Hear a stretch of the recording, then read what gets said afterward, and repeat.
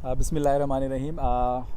मेरा नाम डॉक्टर अबू बकर है और हम इस वक्त जावेद इकबाल साहब के साथ हैं और हम यहाँ कराची में हैं इस वक्त CPSP में।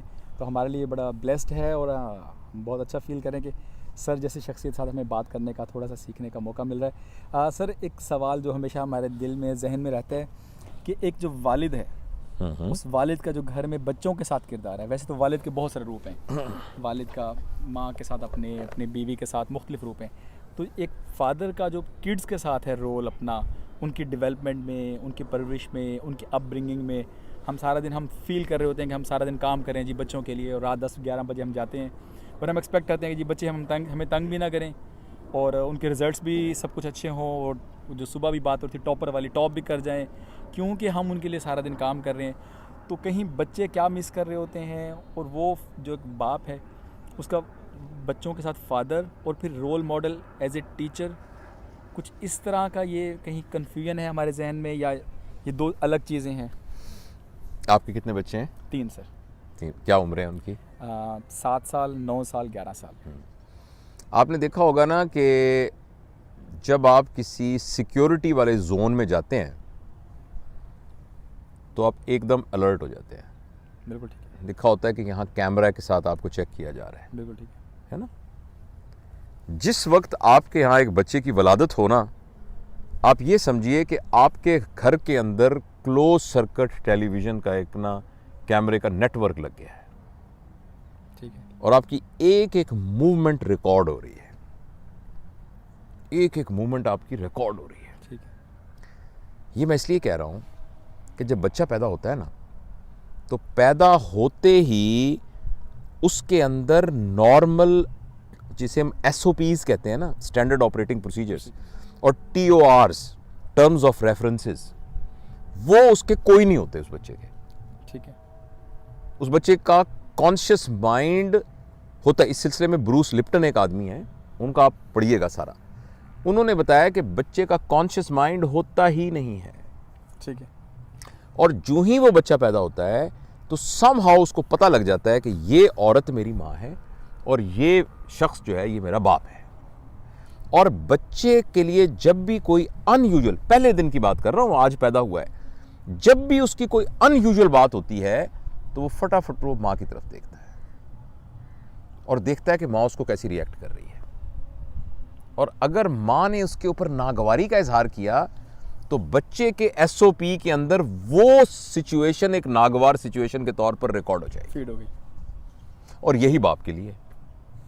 ठीक। बाप का जरा माँ से थोड़ा बाद में, मगर बाप का जरा माँ के बाद थोड़ा दूसरे नंबर पर। घर में चचा भी हैं, घर में दादा अब्बू भी हैं, दादी अम्मा भी, लेकिन समहाउ बच्चे को पता लग जाता है कि ये औरत जो है मेरे लिए नंबर 1 है और ये जो है ना शख्स ये नंबर 2 है। और अगर फर्ज करें ज़्यादा अटैचमेंट उसके साथ हो तो वो भी है। तो इसका मतलब है जो भी कुछ आप कर रहे हैं वो उस बच्चे के लिए एक स्टैंडर्ड नॉर्म के तौर पर रिकॉर्ड हो रहे हैं। एक तो ये बात है। अच्छा, दूसरी बात ये है कि फ़र्ज़ करें एक बाप घर में दाखिल हुआ और दाखिल होते ही उसने कहा कि मैं थका हुआ हूँ, मुझे बिल्कुल मत तंग करो, बच्चों को कहो दूसरे कमरे में चले जाएं और ज़ोर से कोई ना बोले।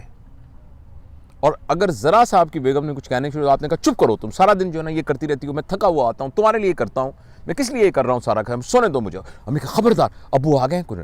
उस बच्चे के दिमाग में ये एक नॉर्मल के तौर पर परसीव हो जाएगा। ये नहीं होगा कि वो सही गलत, वो उसको नॉर्मल कहेगा कि अब्बू ऐसे होते हैं, अब्बू को ऐसा ही होना चाहिए, ये उसके लिए नॉर्मल।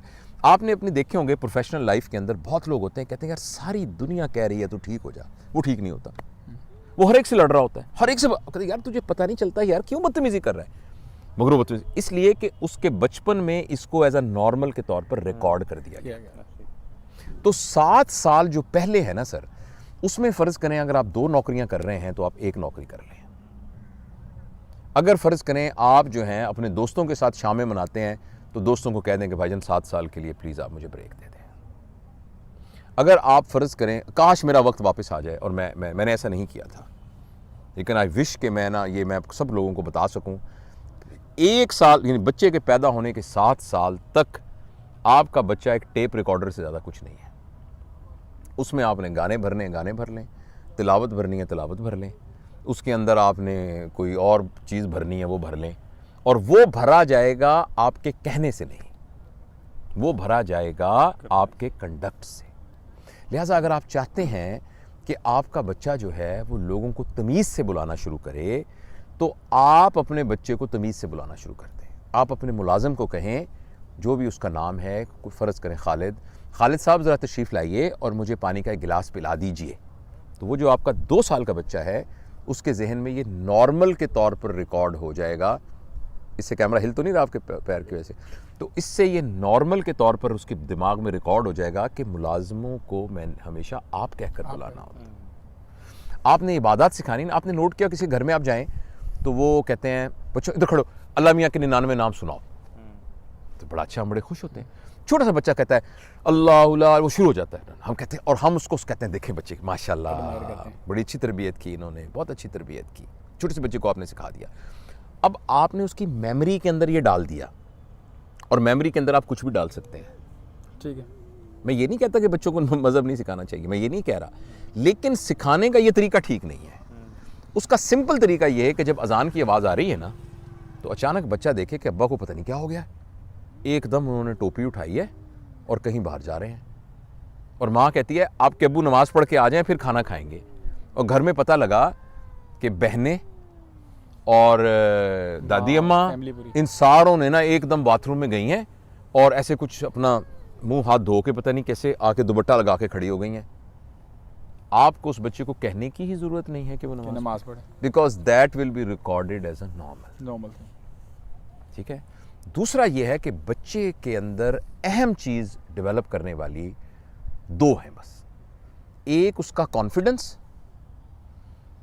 और एक उसकी सेल्फ स्टीम। बच्चे की अपनी नजरों में कदर और बच्चे का अपने ऊपर एतमाद, यही हम तोड़ते हैं अमूमन, यही हम तोड़ते हैं। यूजुअली यही 2 हमारे टारगेट होते हैं, इन्हीं को तो तोड़ रहे हैं। अच्छा, ये 2 चीज़ें तय कर। और तीसरी बात यह है कि बच्चों की तरबियत के सिलसिले में आपको पता है बच्चा तरबियत कैसे हासिल कर रहा होता है? बच्चा तरबियत हासिल कर रहा होता है बोल के, और बच्चा तरबियत हासिल कर रहा होता है उछल कूद करके और अनयूजुअल एक्सपेरिमेंट कर रहे। आप कहते हैं यार इनका बच्चा बड़ा शरारती है, टिक के नहीं बैठता, उसके चुप करके बैठो, आराम से बैठो। मेरा बेटा देखो बिल्कुल, अब मैं आया हूं कुर्सी से उठा नहीं है। सब आपने अपने बच्चे को अपाहज बना दिया है, आपका बच्चा क्रिपल्ड है इसलिए नहीं उठ रहा, और जो उछल कूद कर रहा है उसके अंदर इंक्विजिटिविटी है, वो लर्न करना चाह रहा है। एक तो बच्चे को कभी चुप नहीं कराना चाहिए, चुप करो, ये बहुत खतरनाक फिक्र है। आर्गू करें, बेटा जो आप बात कर रहे हैं इसका जवाब मैं आपको देता हूं, अब्बू थोड़े से मसरूफ़ हैं, मसरूफ़ होने के बाद हम इस पर बात करेंगे। अगर आपने उसको किसी वजह से लॉजिस्टिकली चुप भी कराना है तो उसके साथ आर्गू करें। दूसरा यह है कि उस बच्चे को ना ज़्यादा पढ़ाई के चक्रों में न डालें, खुदा के लिए। बच्चे की जो लर्निंग है ना वो है एक्सप्लोर करने से। उसको लाइफ स्किल सिखाएं, उसको मेमोराइजेशन फॉर गेट मार्क्स ना सिखाएं, वो खुद ही सीख लेगा, बेफिक्र ना है, वो सीख लेगा। और बच्चे को गलती पर सजा ना दें बिल्कुल कभी। ये वो यूजुअली रिएक्शंस हैं जो हम कर रहे होते हैं। और दूसरी बात यह है कि बच्चे की सारी ख्वाहिशें ना पूरी करें कहीं एक। हाँ, और बच्चे की जब ख्वाहिश नहीं पूरी हो सकती और वो एक ऐसा एक्ट करता है जो आपने घर का एक नॉर्मल स्टैंडर्ड बना दिया है, उसको वायलेट करता है, तो उसकी जो पेनल्टी थी, जो होनी है, उसमें फिर उस पेनल्टी को नाफिज करें। मसलन आप ये कह दें कि बेटा आपने 7 बजे सो जाना है और 7 बजे के बाद ये काम नहीं करना। फ़र्ज़ करें उसने कहा है और आपने कहा बेटा अगर आपने ऐसा किया तो फिर हम इस इतवार को नहीं जा पाएंगे पिकनिक के लिए, तो फिर आपने पिकनिक पे नहीं जाना। सबसे ख़तरनाक बात ये होती है कि वालिद एक सख्त बात में, अगर तुमने यूं किया तो मैं यूं कर दूंगा, खबरदार मैं नहीं कर दूंगा, फिर उसके बिल्कुल ऑपोजिट कर दिया। अब इस बच्चे की ट्रेनिंग हो जाती है मैनिपुलेटिंग द फादर, कि उसको पता है कि ये चीज़ मिल तो फिर भी जाएगी। हाँ, तो ज़रूरी बच्चे की ज़रूरी, ये बिल्कुल नहीं कहा जा रहा कि बच्चे को जो करने दें, जो मर्जी करने दें, ज़रूरी नहीं कि आप एक घर का नॉर्म बनाएं, ग्राउंड रूल्स तय करें, उस ग्राउंड रूल्स के ऊपर उसने काम करना है। अगर उसने गलती की है तो बैठ के उसके साथ आर्गूमेंट करें। तो एज एन एडल्ट तो मैं ये ज़रूर चाहूँगा, और जो मतलब अगर कोई वीडियो को देख रहा है जिनके यंग बच्चे हैं, कि भाईजान 7 साल की उम्र में अगर आपने ये कहा ना, तुम्हारे लिए तो हम कर रहे थे, कैरियर बना रहे थे। मैं जो रात को 3-3 बजे सो रहा था, सर इस बच्चे की उसके नज़दीक कोई अहमियत नहीं है।